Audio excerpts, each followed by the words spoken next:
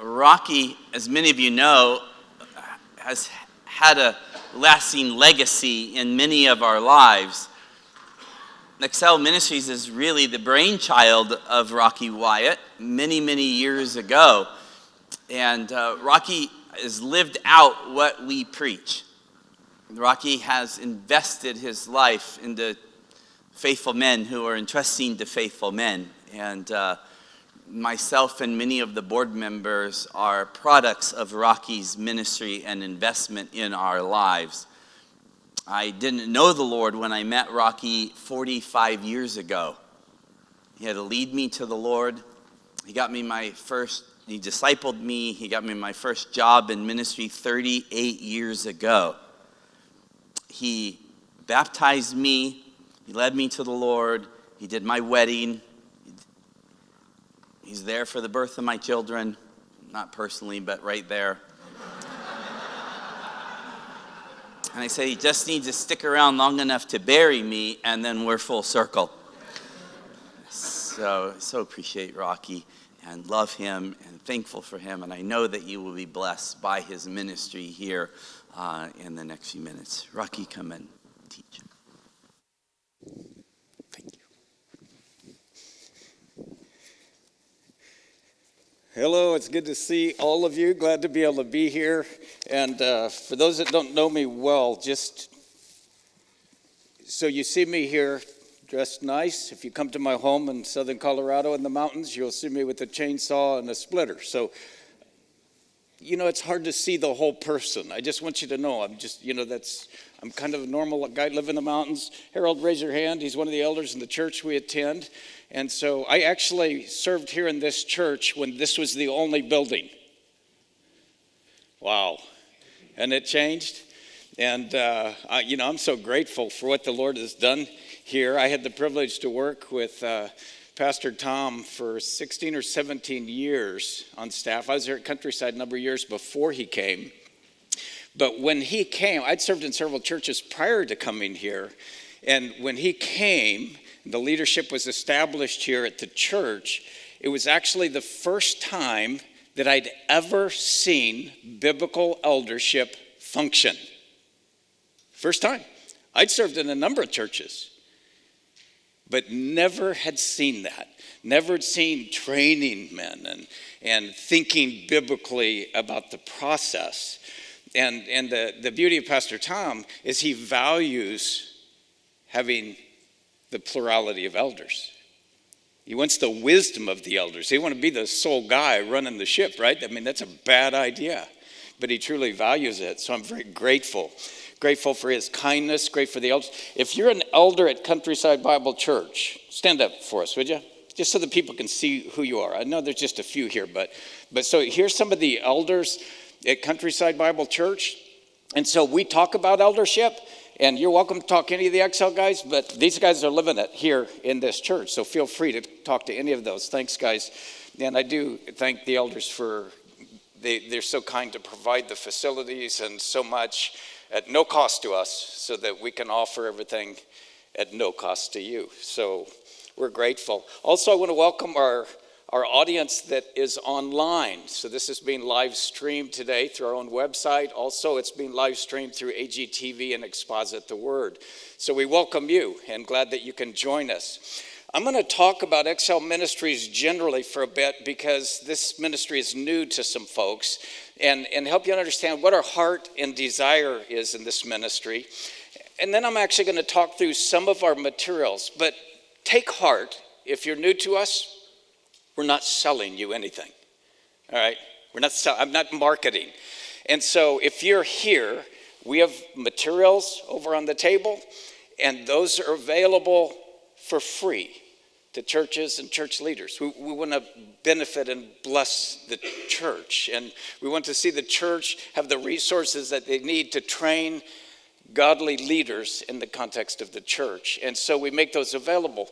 If you're online, watching us in live stream, you can go to our website at xlministries.org. It's just the letter X, the letter L, ministries.org. And our materials are available for download, free, and also in hard copy. But what I would ask is, don't just fill your bookshelf to fill your bookshelf. okay?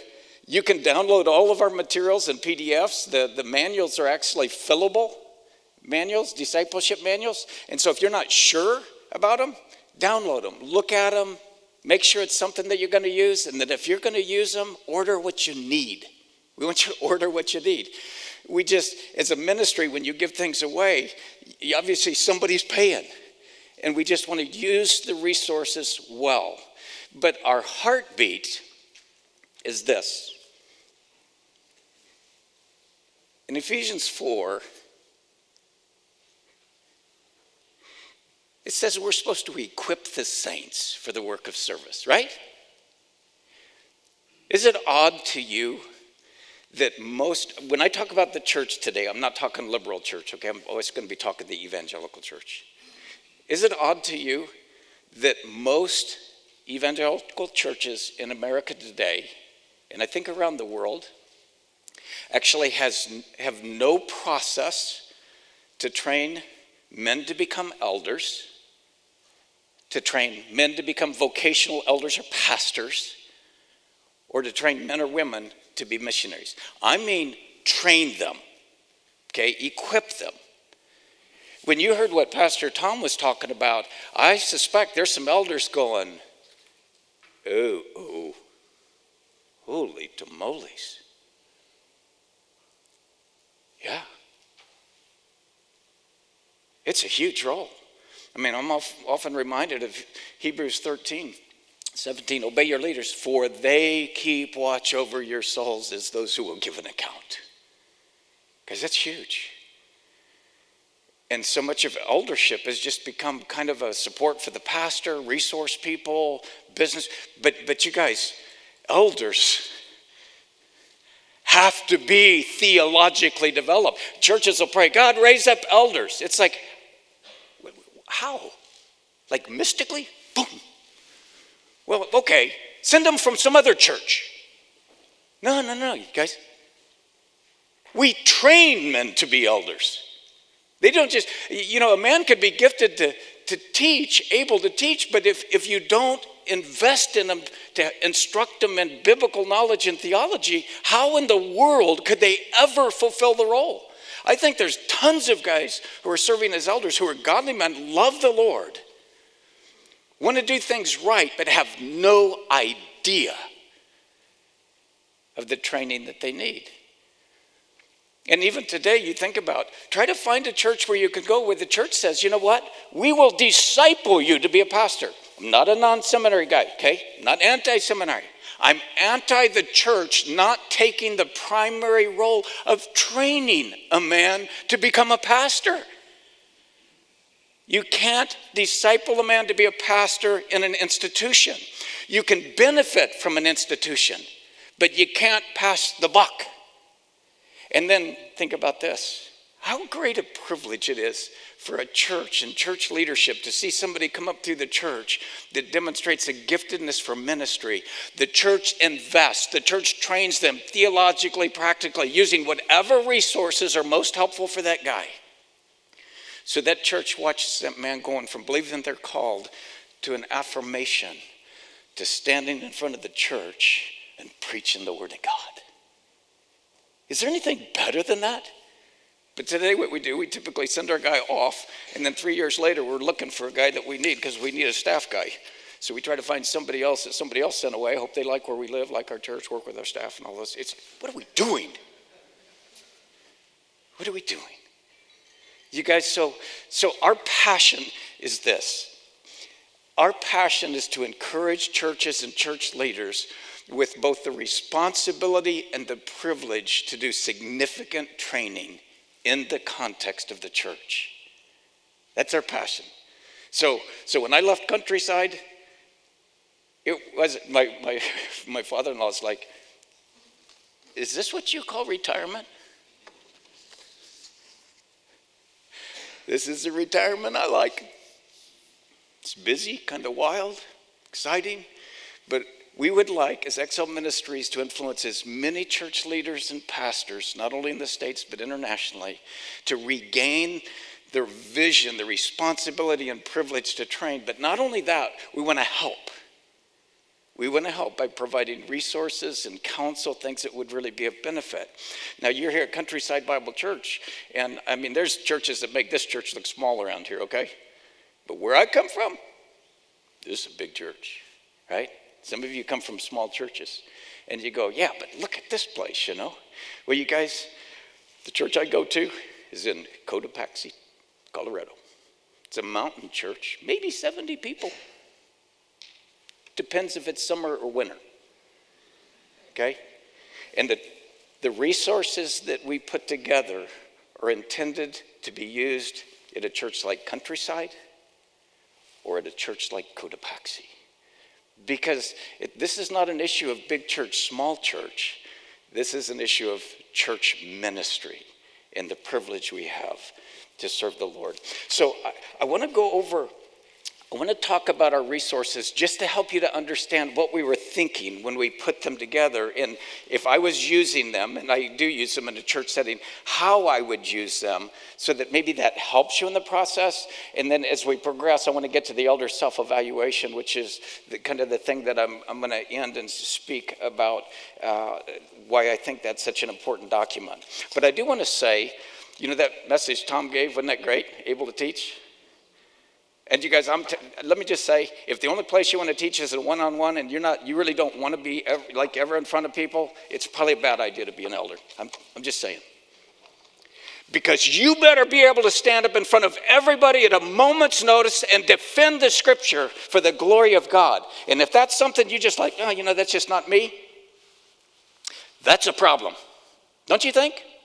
I don't mean you got to teach every week and all that. I'm just saying, guys, when we get down to the end of time, and I'll talk about it at the end, what's this culture going to be like? It's going downhill, and it's going to take courageous, bold men who will stand up for the truth, okay? I believe that with all my heart. And to have somebody that's kind of reserved in that respect, again, I'm not saying they got to teach a big class, all that. I'm just saying you have to have the capacity to do that and do it well, because the days are coming.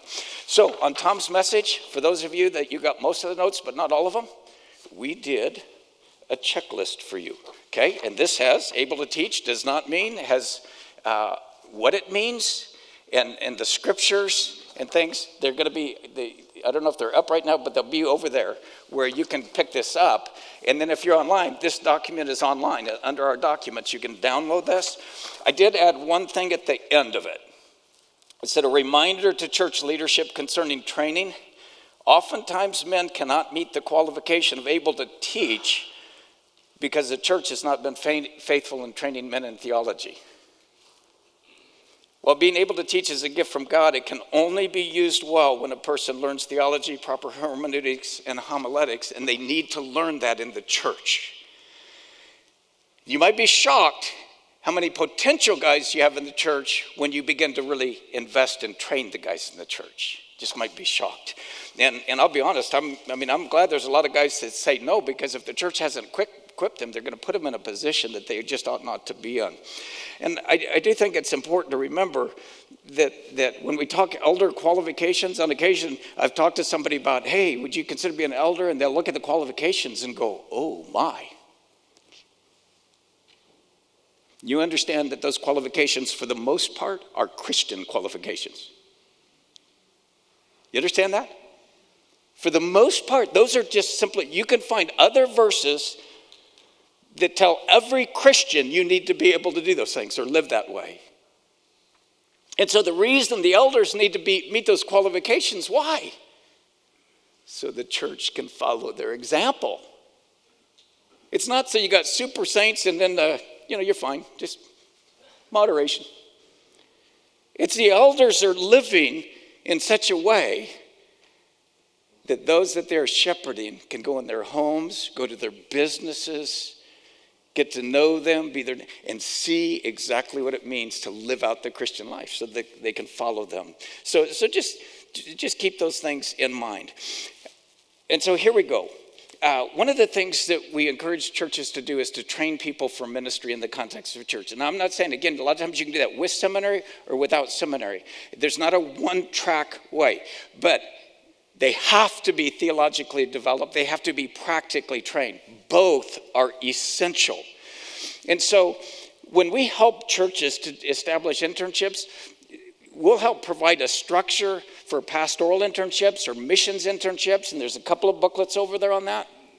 And if they're not in seminary, part of the training is going to include books to read, papers to write, those kind of things, plus Bible knowledge, plus systematic theology.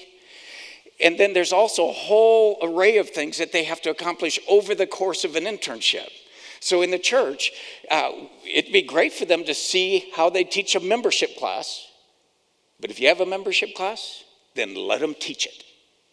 It'd be great for them to learn how you teach a baptism class. But once they see that, let them teach it.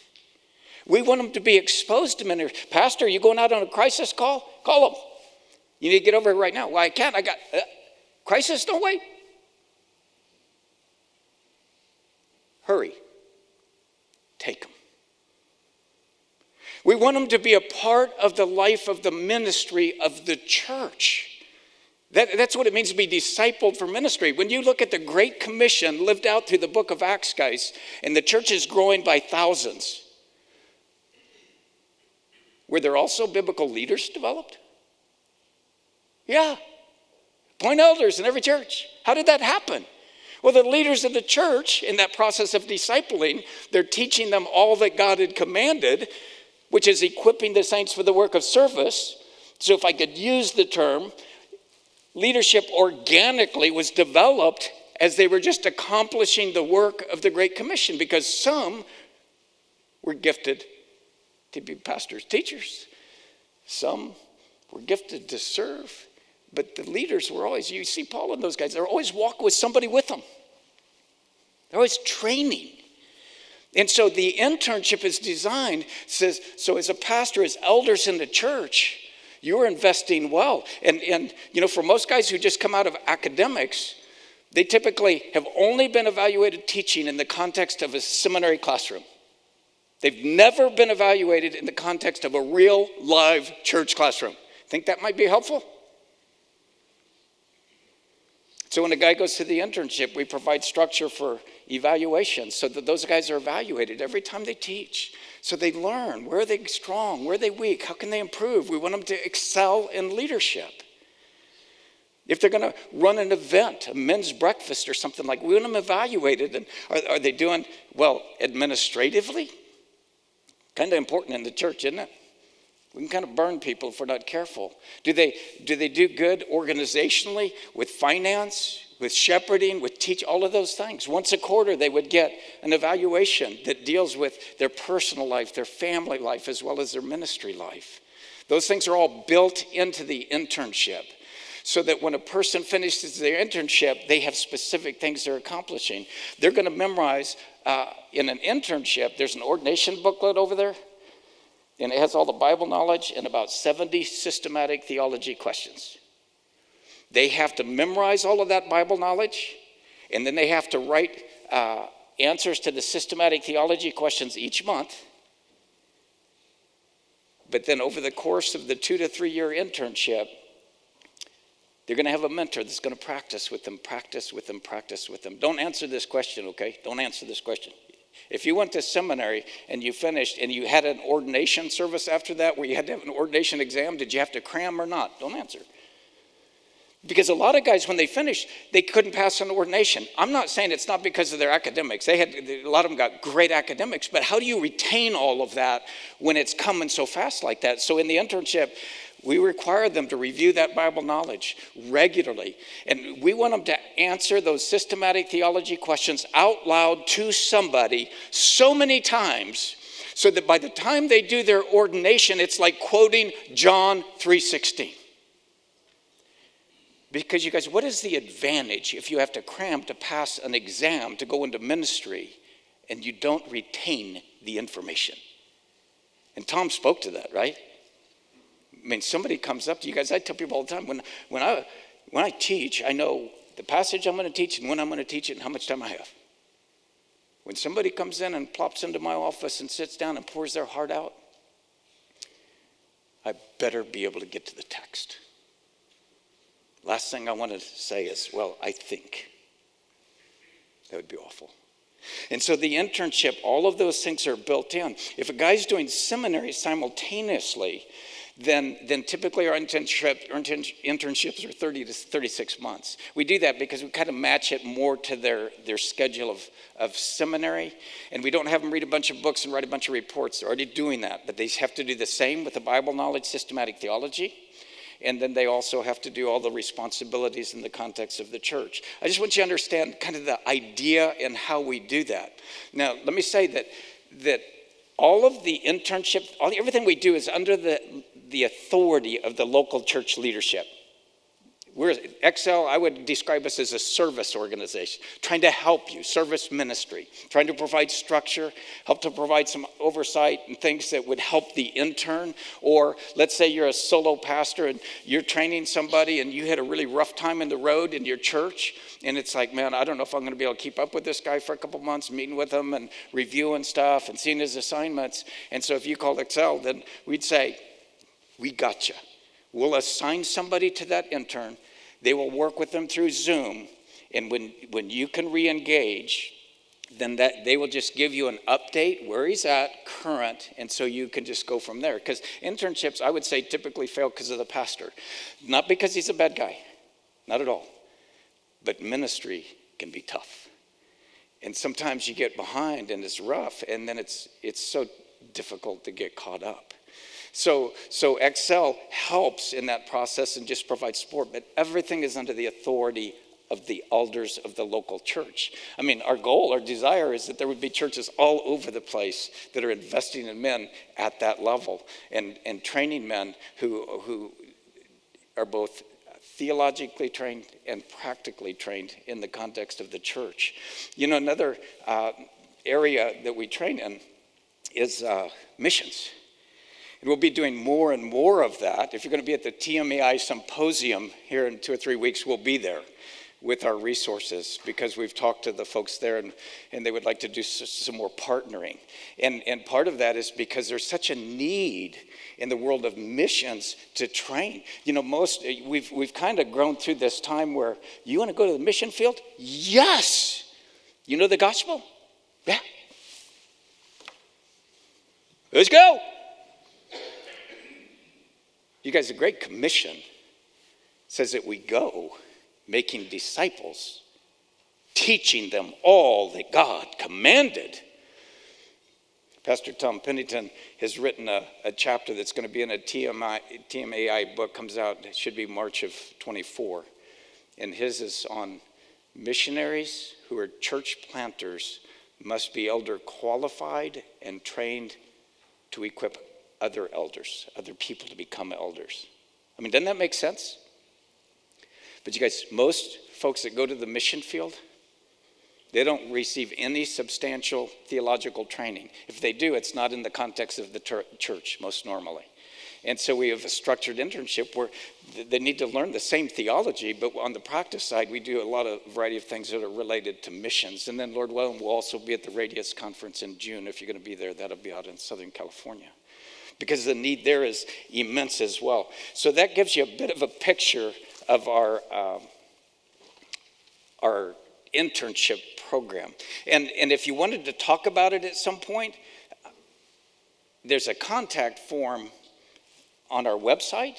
If you just fill that out and say, hey, we'd love to talk to somebody, we will gladly talk to you, or let us know here, whatever. That's our heartbeat. That's what we desire to do in our ministry.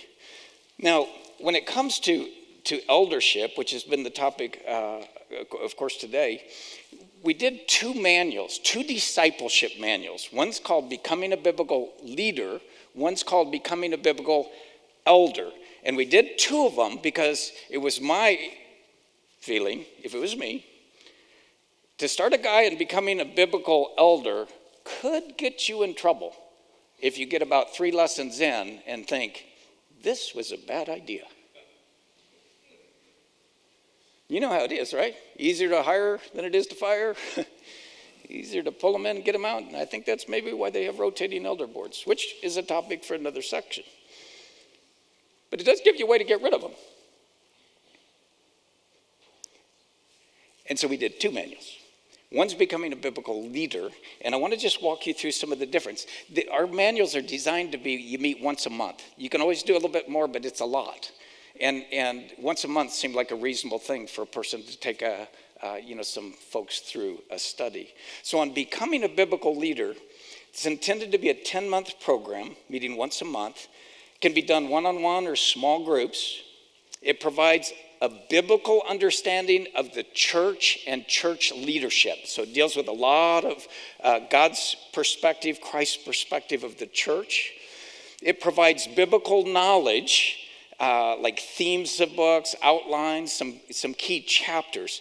When we do the Bible knowledge, guys, it's really up to the church leaders how much you want your folks to memorize. Okay, we don't dictate that, because here's the truth. Some of you struggle with memory.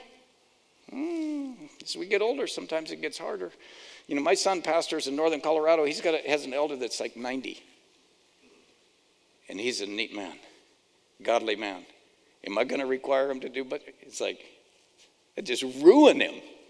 So you have to determine as a church what you're going to have them memorize by way of the biblical knowledge. But in this one, we build in themes, outline, key chapters. We also address some systematic theology questions, like one per chapter, so not a ton. But when we do that, our manuals are self-contained. So when they ask a systematic theology question, it gives key verses, and then we provide a theological quote to help them answer it, so that they don't have to go out and buy things online, right? Figure out the answers.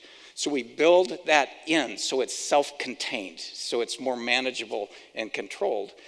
And then we also, in the becoming a biblical leader, we want them to interact with their own church doctrinal statement. So when we're dealing with the doctrine of God, it'll say, go to your church's doctrinal statement, read what it says about the doctrine of God, and then answer some questions about it. Why are these things important? If you didn't have them, what would be the risk? Those kind of things. We don't interact with those.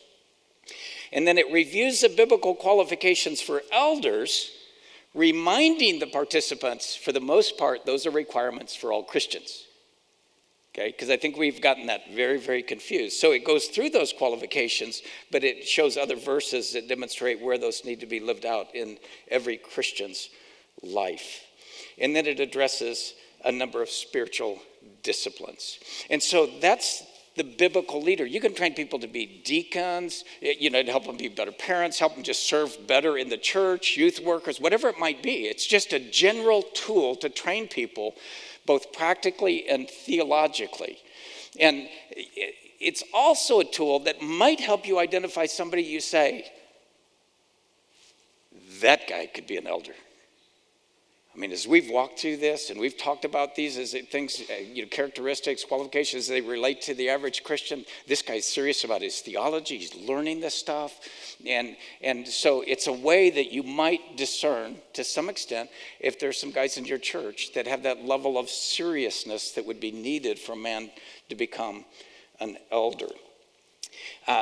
Just a note, that BBL, becoming a biblical leader, can be used by men and women, but we're about to come out with a version of becoming a biblical leader for women, so that it addresses some of the qualifications, but addresses a number of the qualifications that actually relate specifically to women. And how? Because we also need theologically astute women, right, to be able to teach our women and help maintain that spiritual maturity in the church. So we want to help train godly women for the appropriate roles that they can have in the church.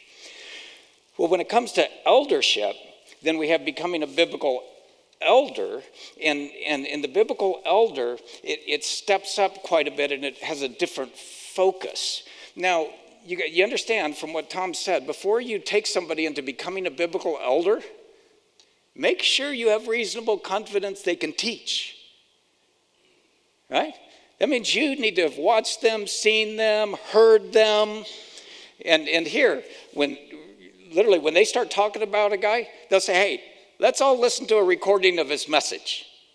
We can pick random ones, wherever the guy's been teaching here at Countryside, let's listen to him, right? Because that's an important aspect. So you want that to be reasonably settled before you bring a guy in and start becoming a biblical elder. Because obviously, if you get to the end of it and that's a problem, then it's a stop. You can't do it. So you want to make sure of that. But then that becoming a biblical elder is intended to be 12 months.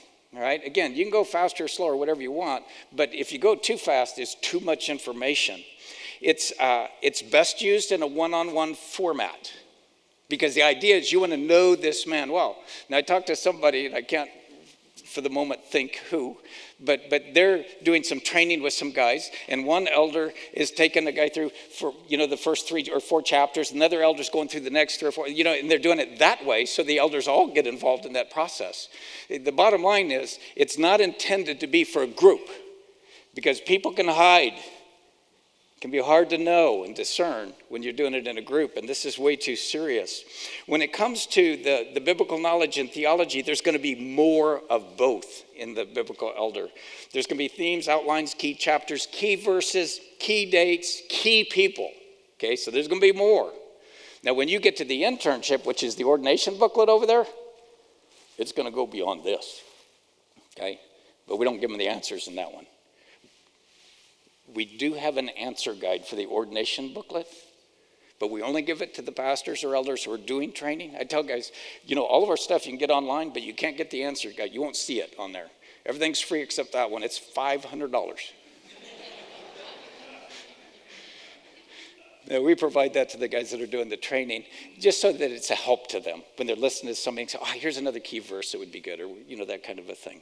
But there's in the elder one, there's more of the Bible knowledge, more of the systematic theology, and on the systematic theology, it's not going to be one quote. It's going to be several quotes from theologians and key verses so that they can grapple more deeply with the theological issues related to our theology.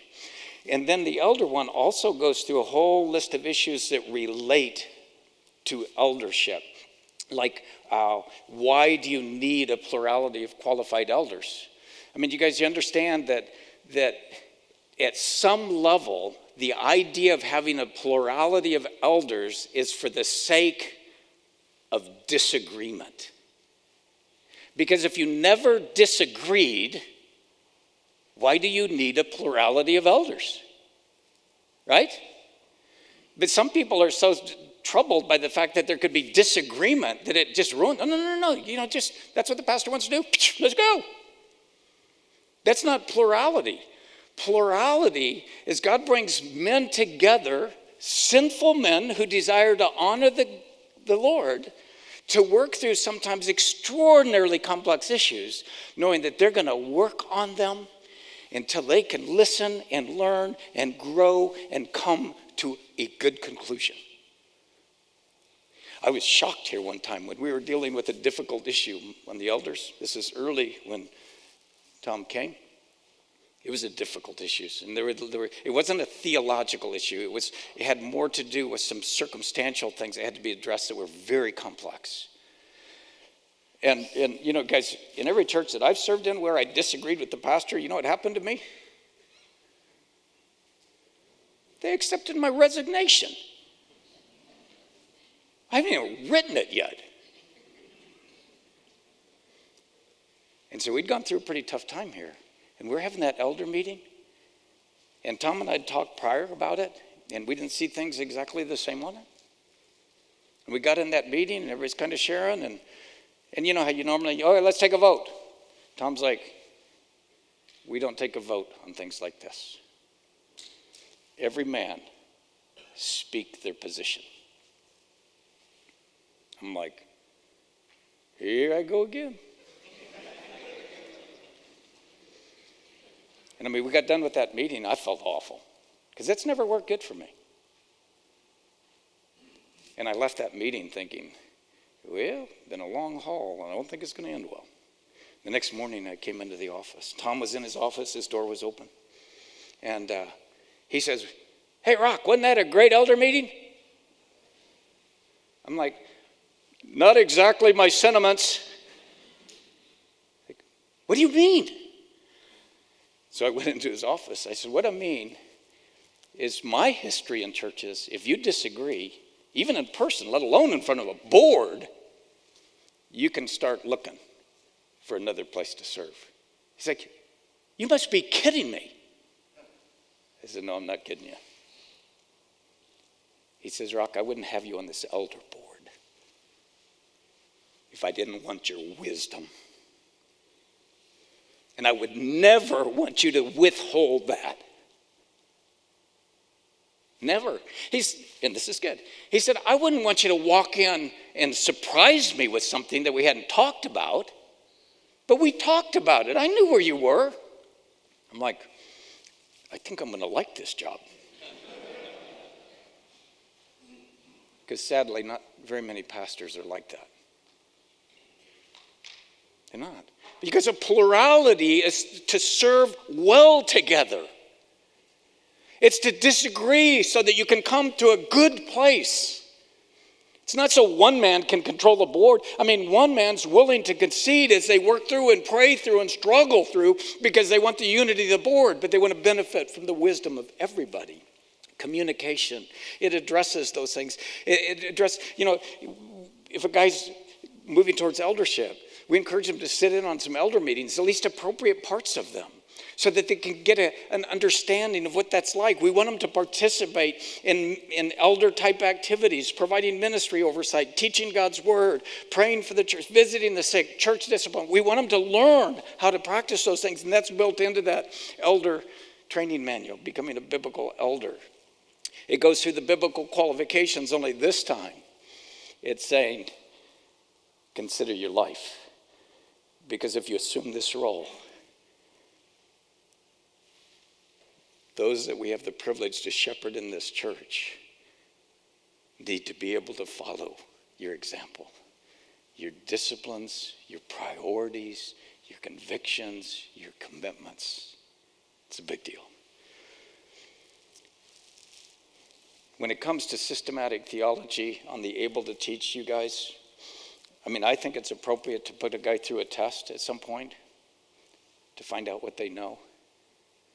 Because I think, I can't prove this absolutely, but I'm fairly certain of it, that most elders in the church in America could not defend their own doctrinal statement if their life depended on it. I'm not saying they can't affirm it. I'm not saying they're not godly men. I'm saying that if a congregant walked up to them and said, I don't understand why we believe the Trinity, I suspect that not very many men who serve in that capacity as an elder could say, let me walk you through a series of scriptures that will help you to understand why this is so important. You guys, here's the deal. How does a church grow beyond the spiritual maturity of its leadership? How could that happen? And I don't blame the guy. The church has to train him. The church has to train him, pour into him. And you guys, the truth is, that's work. And the truth is that there's some guys, when they realize how important that is, they're going to say, I'm out. That's okay. That's okay. When you think about the progression of this, you guys, if you're only guy that really has to be theologically astute as the pastor, and then he leaves, who's going to make the decision on the next pastor? You wonder why the church is in decline? It's not hard to figure out. I believe the training of leaders in the church, elders, pastors, missionaries, is one of the greatest needs in the evangelical church today. I believe that. There's a couple of new resources that we just came out with. One of them is called Considering Eldership. So, that whole mindset, somebody comes up and says, what's it take to be an elder in this church? This is just a tool to help with that. Because this takes them not only through qualifications, but it takes them through roles, responsibilities, the seriousness of the task. It's a Q&A. You can get it in soft copy, hard copy. And the things that we write are things that I think of, man, this would have been real helpful for me. And, as I was doing leadership development, things like that in the church here. Now, I serve in the church where I'm at, but I travel a lot. So I'm not an elder in the church, but I work with our elders and have the privilege to be a part in that way. So I use these resources even where I'm at. But this is just to help to sort it out. This is something you can do before you do the becoming a biblical elder, because this will clear some guys out. are like, oh, okay, I didn't know. And even when we were talking, Francisco, that when the church understands the process that a guy goes through and what they're required to learn and know and why it's so important, what a testimony that is to the church, that this is a serious, serious role. Now, let me say a couple things about, I've got a couple brochures and I'm going to talk. I got a few minutes to talk about elder self-evaluation. Won't take me long, though. We have a couple of brochures. This brochure is a trifold, and it's about our ministry, and it's about some of the resources and things like that. Feel free to take this, or if you know people that could use some help, feel free to pass it on. We'd be glad to help them. It also does mention the fact that if you want to financially support XL, you can. And you guys, we're not going to bug you. We don't do that. Okay, when we say it's free, you take it. Okay, we just ask you, please use it unto the Lord. But there are always those that are interested in other ways, because what we're doing is because we love the church. And people who love the church have been very kind to help us accomplish this ministry. And we couldn't do it without their help. And then we have just a one-page brochure that just talks about a lot of our resources. So if that's helpful for you to understand what they're about, then feel free to take those as well. So elder self-evaluation. It's interesting that not in all churches, because some churches, it's a nominate, vote, and the person's an elder. But churches that have a process, normally a guy will do a pretty serious evaluation before becoming an elder, and then becomes an elder. And you know that the reason they're supposed to have those qualifications to become an elder is so they live out those qualifications as an elder. All right? And so the elder self-evaluation is intended to help elders occasionally reflect on their life and where they're at as it relates to eldership. Now, you guys, any of you guys struggle with sin? I know some of you. And you know me. We all do. You guys, we all do. I've always believed I'm one decision away from disaster. One decision. Right? And you guys, even if you've served on an elder board for a long, long time, sometimes you bring that younger guy on, and you guys, you got to be training generationally. Otherwise, your elders just get old and you all die, and so does the church. And you say, yeah, but it changes things. Yeah, that's right. Get used to it. That's part of training. That's what you do. And it's an important part of what you do, but this is to help elders who have continued to serve. Because, sometimes you bring that new guy on and you're sitting there and they start asking questions, saying things, and you're going, we've dealt with this 16 times over the last 12 years. They have no idea. It's easy to kind of get jaded, a little impatient. I know, because I've been there. And so this is a tool. Well, you'll like this. So on occasion, I'll get a call from an elder in a church or an email or something. How do you guys evaluate your pastor? I usually go to the website, see how long that pastor's been there before they ask the question. The same way you evaluate the rest of your elders. Right? It's not what, that reveals we're the boss of you evaluate them the same way you evaluate yourself, all of the elders. And so this is a tool, because as a pastor, if you try to write this and give this to your elders, somebody just might think you're aiming at them. So now you can say, man, I got this thing from XL. Elder self-evaluation. Maybe once a year, every couple of years, we hand it out, and all the elders take it home, fill it out. It deals not only with qualifications, but it goes beyond that in dealing with the role. So it's one thing to just go through, Titus 1, 1 Timothy 3. It's another one to start thinking about the stewardship of the church. How am I doing with evangelism? Who am I discipling? Where am I really serving people in the life of the church? Shepherding? I've never believed that successful ministry is based on whether the seats in the auditorium are full. It's what are you doing with the people in the seats in the auditorium? Jesus said, I know my sheep, and they know me, right? So shepherding is knowing the sheep. It is not a once-a-month meeting or a twice-a-month meeting. I mean, that's just like a fraction of what biblical eldership is. Or equipping the saints for the work of service. That is a role of the leaders of the church, the elders of the church. How are we doing that? How am I doing that? What does that look like? And I think with that, of course, is are we training other men to become elders? Are we training men who God is calling to ministry? Are we training women in appropriate ways for ministry? Equipping the saints, feeding the flock. And you guys, we may not all teach in the same way or the same amount, but an elder's got to have such a passion for the word, right? That he has to want to communicate it. He just has to want to communicate it. There are important principles for elders. Confidentiality. I'll tell you what, some of the worst church situations are when an elder doesn't get his way and he starts talking to people in the church. Really? I mean, that is disqualifying. That is disqualifying. Eldership is not an easy thing. Sometimes it doesn't always go the way I think it should go. But I'm more interested in God's glory than my way. It's got to be that way. Biblical humility is elders. Willing to listen and learn, encourage. Biblical principles versus preferences. You ever see that become an issue in the church? Where somebody's preferences, they elevated them as though they were biblical principles. You guys, you can die for biblical principles, but don't die for your preferences. We've seen a lot of that in the last couple of years. We've seen churches split over that.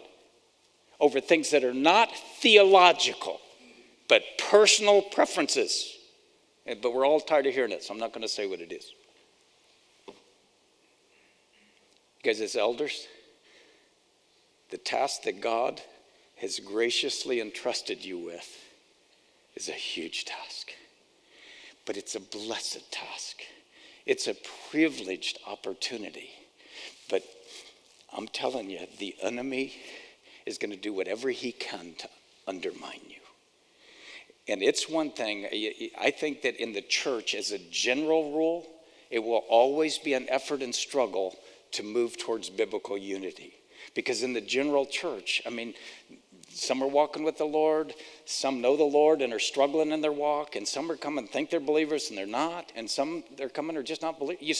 So you're always working towards unity. But in your eldership, you need to have biblical unity.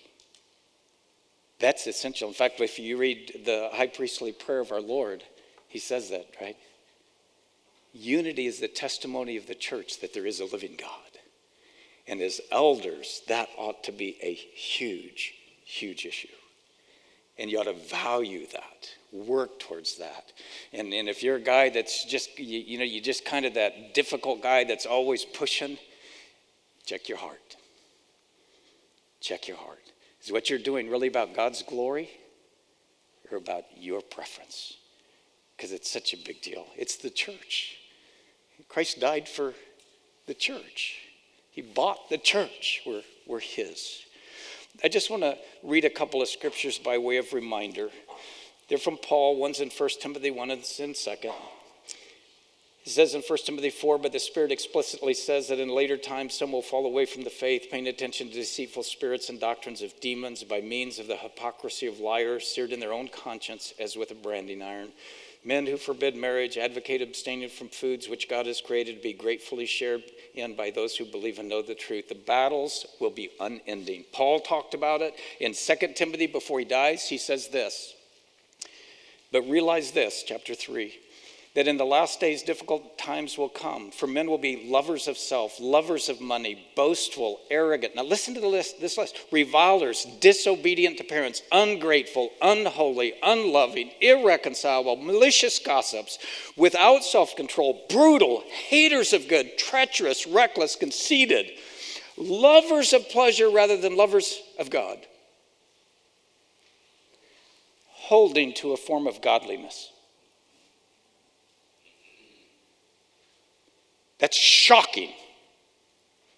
These people are living in a totally godless manner, and yet they hold to a form of godliness. They think they're fine with God. They think it's good. Because the church is moving that direction. And the protection for the church is the biblical leadership that God instructs us to have, not with one man, but with a plurality, so that we can safeguard the church. In his eldership work, you bet it is. It's hard work, but it's good work. And so our hope, please know, is that we can benefit you, help you. It's not that we have it all figured out. I assure you of that. But if we can help you with tools that will benefit your ministry, we would be delighted to do that. Let me pray. Lord, thanks for your word. You're such a patient God, because, Lord, I know every one of us in this room sits here knowing that we are so totally inadequate. I mean, it's a remarkable thing that we can even be called your children. And what a price you had to pay so that that would be possible. We're grateful for the privilege of knowing you. And then, God, the fact that you give us your word and your Holy Spirit, and you would give us gifts so that we could actually serve you, knowing that that ability all comes from you. You allow us to bear much fruit because you work in our lives and you work through our lives. And you're so patient with the struggles and the sins that we deal with and struggle with. And Lord, I do believe that church leadership is such a massive issue today. And I don't think it's been intentional. I just think it's been gradual. And so many churches now have just moved away from serious training. And I pray, God, you'd change that.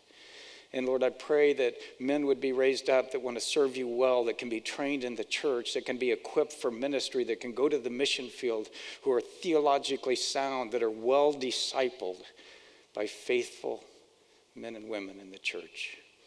Lord, we know that that would have a profound impact on the church. And so we pray these things for your glory. In the name of Jesus Christ, amen.